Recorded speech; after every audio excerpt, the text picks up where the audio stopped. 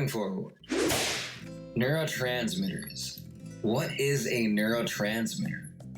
Neurotransmitters are chemicals the brain makes. In simple terms, our brain has neurons that through a neural circuit network fire off and receive neurotransmitters through branch-like mechanisms called axons and dendrites. Electrical impulses trigger activity amongst neurons. Our body is filled with millions of neural pathways that all serve a different function. Individuals that have ADHD have difficulty with certain neurotransmitters, and this gives us the hallmark difficulty. So now let's take a look at these chemicals that really give us difficulty. And the reason because of this is because a lot of these chemicals are low for a particular reason, and it's different for each of the neurotransmitters. So let's take a look at these pesky little neurotransmitters and what they do. First one on the list, we have dopamine.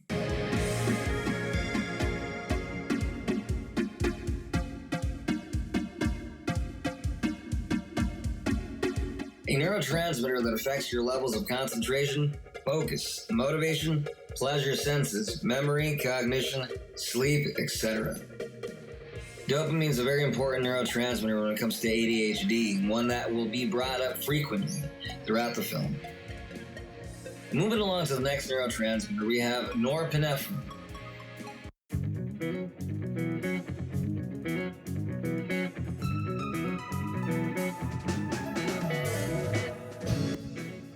A neurotransmitter and stress hormone that deals with attentiveness, emotions, impulse control, planning ahead, sleep, interpreting actions of others, etc. Norepinephrine, another very important neurotransmitter when it comes to ADHD. Interestingly enough, dopamine also synthesizes norepinephrine. So if we lack dopamine, we're also going to lack norepinephrine. Moving along. Serotonin.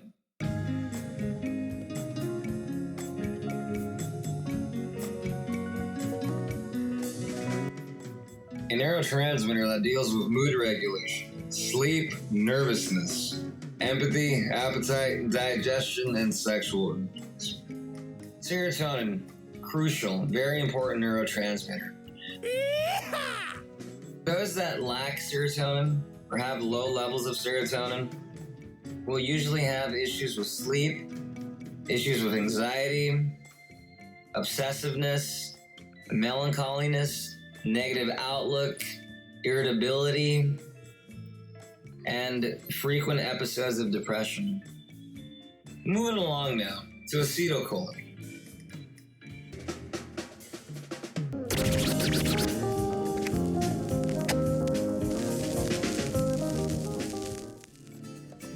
Something I really love about my dad is that he's very creative and passionate. When he tells me stories, he has a tendency to sidetrack in conversations.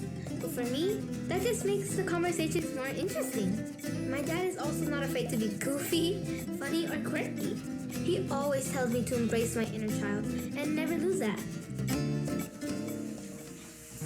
Dad? Yeah. I know it's a lot and I know money's tight lately, but do you think you could get me a piano? I've always wanted a piano ever since I was little. Do you think you could try getting me one? Well, I'll tell you this. If I see you practicing hard and you're really liking it, I promise you I will buy you that piano. Thanks, Okay? Dad.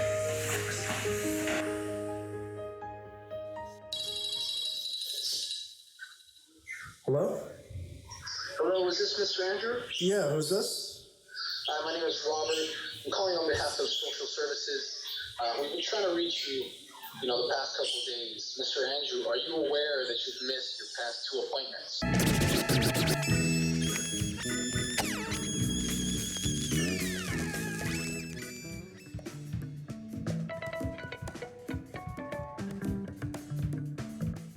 Acetylcholine is a neurotransmitter that deals with muscle contraction, pain responses, mood regulation, REM sleep, and coordination.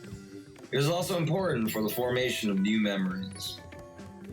Interestingly enough, individuals that have low levels of acetylcholine will usually have issues with memory loss, learning disabilities, low energy levels, feeling fatigued, muscle aches, nerve damage, issues with mood and temperament, and stuff of that nature. It is a very important neurotransmitter that is not spoken about as much as the other neurotransmitters that were just mentioned, but nonetheless a very crucial and important neurotransmitter for a lot of people with ADHD. Fun fact, nicotine, once it enters the brain, it attaches itself to acetylcholine receptors and mimics the actions of acetylcholine, and thereby you get more acetylcholine. The bad news is it's gonna be for a very short while, which is why you'll see a lot of people who smoke cigarettes needing to have that smoke break a little frequently. And the reason why you'll see some people in the ADHD community who utilize cigarettes as a coping habit. Now, there are better options to help out your acetylcholine needs, like a supplement by the name of R-alpha lipoic acid.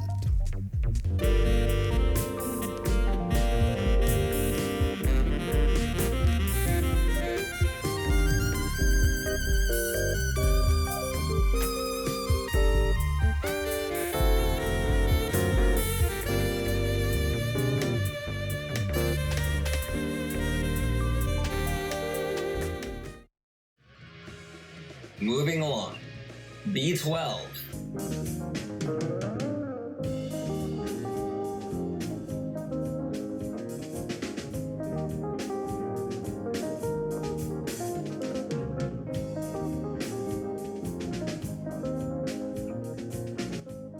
B12 is a vitamin and one of the 8 B vitamins.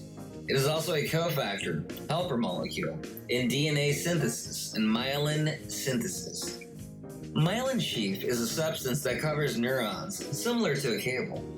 B12 is also a helper molecule for the synthesis of neurotransmitters dopamine, norepinephrine, serotonin, and GABA.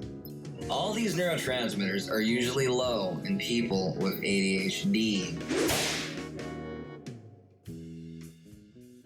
Research has shown that low levels of B12 cause low energy levels of fatigue, a low sex drive, difficulty with balance and walking, feeling physically weak, cognitive difficulties, issues with sleep, and things of that nature. Since B12 assists with dopamine and serotonin, the brain's reward system, as we just spoke about, lower levels of B12 increase the likelihood of experiencing depression, anxiety, pain, and lethargy. To reiterate that, B12 assists, it helps make dopamine and serotonin. So if we lack B12, which a lot of people with ADHD do lack B12, those neurotransmitters that the brain already has difficulty making, the body also has difficulty making, they're going to be even lower due to B12. Something to think about.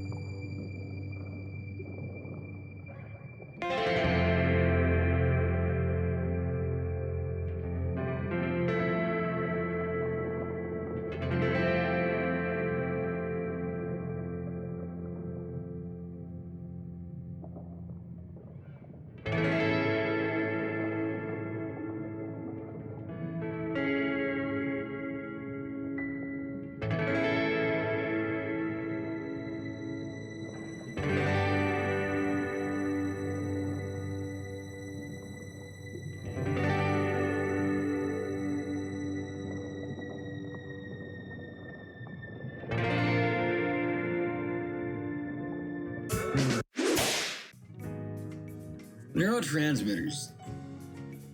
They come and they go. But where do they come from?